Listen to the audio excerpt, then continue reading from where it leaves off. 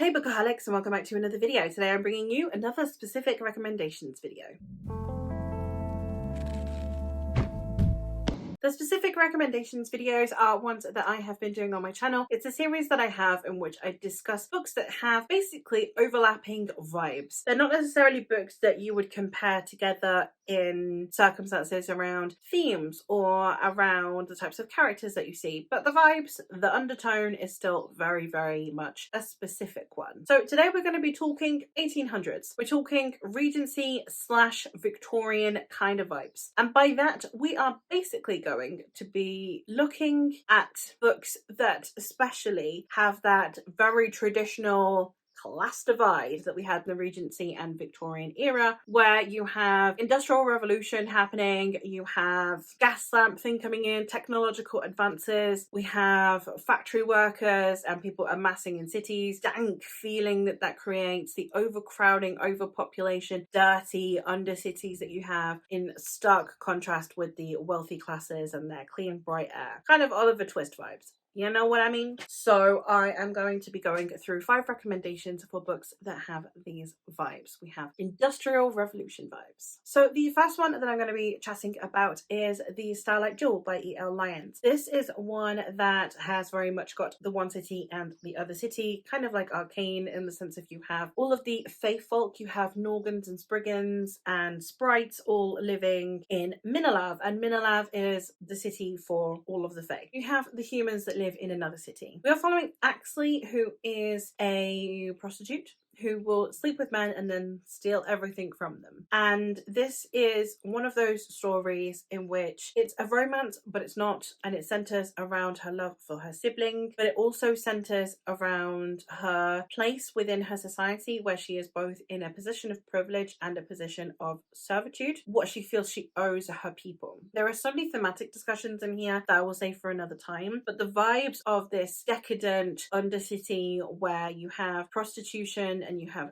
thieves and you have muggings and murder and all of the decadent society that you would expect from an undercity where people are poor and don't give a shit. And then you have the humans that are in the wealthy area where they are caring more about like an international level war. They don't actually care about what's on their doorstep. I really appreciate the way that this discussed that social divide and that we have this character that kind of travels between the two. I just think that it is the kind of story that has a romantic enough tone to be considered a romance, but I feel like no one's takeaway from this will be only about the romance, because the social discussion around the class divide and around the two different types of societies is so prevalent. We have one that is another Regency style story, and in this one we have Jonathan Strange and Mr. Norrell, who are two kind of rival-ish mages who are trying to just outdo themselves during the Regency era, and in it we are following people who rise up from being relatively obscure to all the way up to meeting kings, to being parts of wars, and all while we are in this very socially divided society. We have the underclasses who just want to live day to day, while you have the upper classes that are worried about international affairs and how that will affect the economy, etc. It is set during the 1800s, and it is quite a time, so it's not one that I would necessarily go out of my way to recommend to you if you're not looking for something specific. But if you are looking for like more like a classic but with fantasy elements vibe, then it's a pretty decent read. One that is very Industrial Revolution centric is The Age of Madness, the newest installments of the First Law world. We do have the Industrial Revolution, we have factories coming into play, and we have perspectives of people who are in positions of power, be it financial, political, or both, and their exploitation of the lower classes. It has discussions around how replaceable human lives were back then, because there was this absolute dire need for employment, how capitalism played such a huge and pivotal role into the control of the masses, and also it has discussions around what bringing down that society without anything else to put in place would do, and the way that people who are in power will do anything to retain that power. Lots of discussions that you would typically see in a kind of Dickensian style novel of just what it's like to be poor versus what it's like to be rich and how the rich keep getting richer. This one discussed it in a very interesting way. Another one that is literally set during the Regency era, aside from the fact that it is set in multiple worlds, is we have the Shades of Magic trilogy by V.E. Schwab. This is not one that I am absolutely obsessed with, but I know everyone loves this one. So this is set during the reign of George III, which therefore means that it is definitely Regency, and therefore we have the Regency vibes, especially with the initial few chapters of one of the POVs, which is Delilah Bard. She is pretending to be a man, half to be able to survive the streets, and also because of how constraining being a woman would have been. And yeah, we are following her during this time in London, and it's quite a decent contrast because we have our other protagonist, Kel, who is someone who is a messenger between the different Londons, and he is therefore talking to kings and politicians, while you have this girl who is on the streets and trying to survive through theft.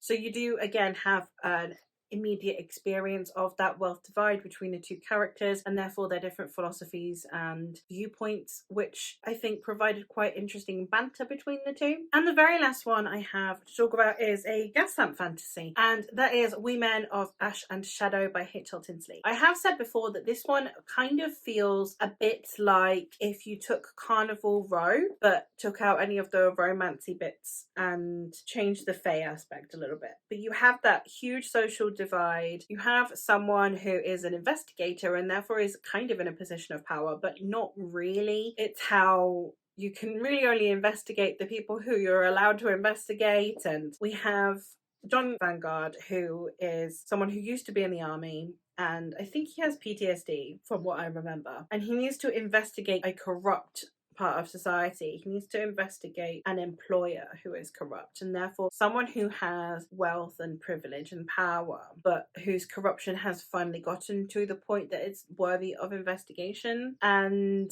yeah, we have discussions around morality and how easy it is to get someone to pull a blind eye when money or power is involved. And it's a gas lamp murder mystery investigation, but with fantastical elements. And I really liked the female perspective in this as well, who comes in a little bit later. For the most part, it's probably the most underhyped one within gas lamp fantasy that I can think of. And there you have it. Those are 5 industry gas lamp, I don't know what I'm calling this video yet, 5 1800s style fantasies. And that is all from this video. So let me know if I have missed any of your favorites, and give me all your recommendations for some 1800s industrial revolution / Dickensian kind of vibes, and I will hopefully hear from you soon.